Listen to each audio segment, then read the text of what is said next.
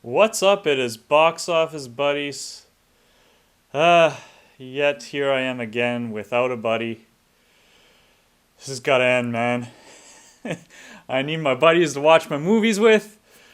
This is my 4th or 5th video alone at this point, and yeah, beard's getting real here too. Not getting rid of this until at least until I can go to the movies again.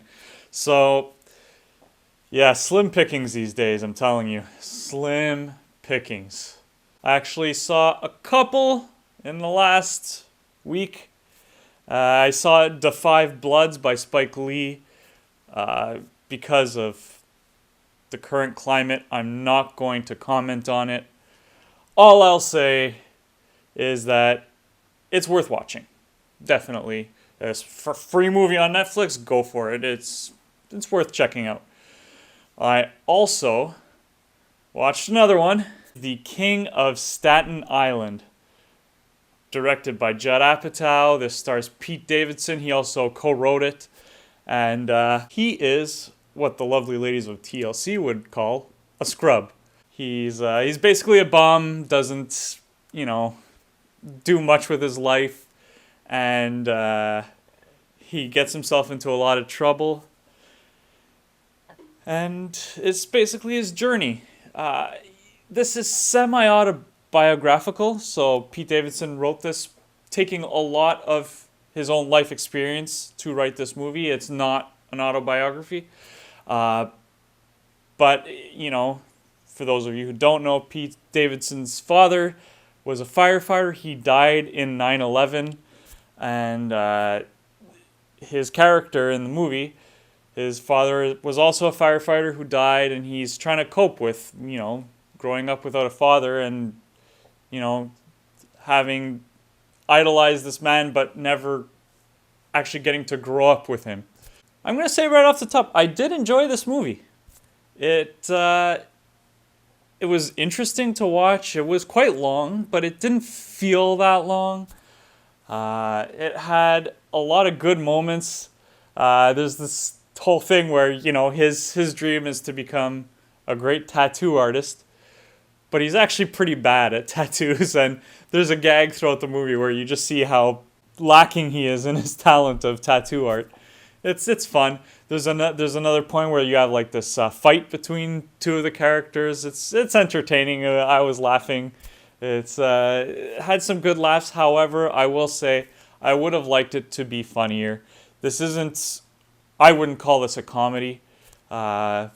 It's kind of classified as one. I see it more as a light drama.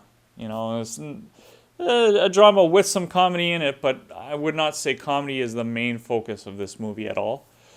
Though, like I said, it does have some good laughs. I enjoyed watching it. And Pete Davidson is great. He's part of the reason I was interested in seeing this movie. Obviously, Judd Apatow, who has made some very good movies. A 40-Year-Old Virgin, Knocked Up, these are considered classics. This is not on that level of funny. He hasn't really been making them as funny lately. I find he does go more the route of light drama. I think of something like This Is 40. Even Trainwreck, which I enjoyed, is not that funny, particularly in the second half. This one, same idea. Really funny parts, nothing crazy laugh out loud, but some good chuckles throughout. But I wouldn't consider this a movie where the strength is its comedy. Pete Davidson is really good, which again is part of why I'm disappointed there's not enough comedy. Someone like him I'm expecting a lot of comedy from. I would say the second lead character in this movie would be played by Bill Burr, who I also find hilarious. He doesn't really bring any laughs either. They're very toned down, I find, in this movie. And so considering you had Judd Apatow, Pete Davidson, and Bill Burr involved in this, I would have wanted a bit more laughs, but still good. You see a lot of interesting character interactions in this, some believable dialogue. I enjoyed that a lot too. Another fun part about this movie is that Steve Buscemi's in it, and he actually was a firefighter before being an actor. So that was really cool. He plays a firefighter. He's like the veteran firefighter of the group.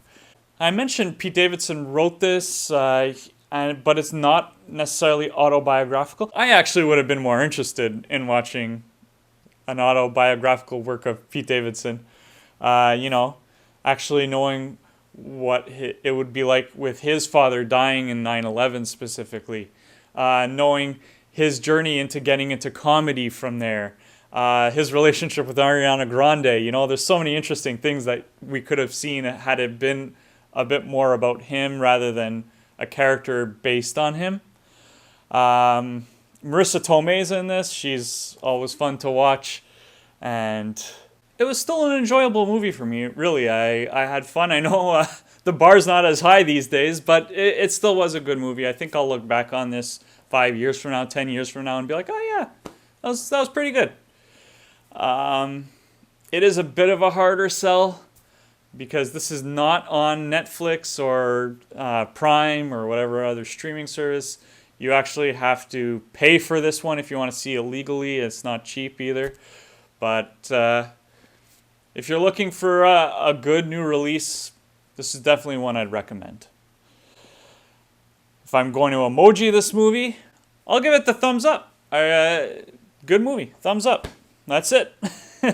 Well, I hope I can actually check out some movies at the theater soon.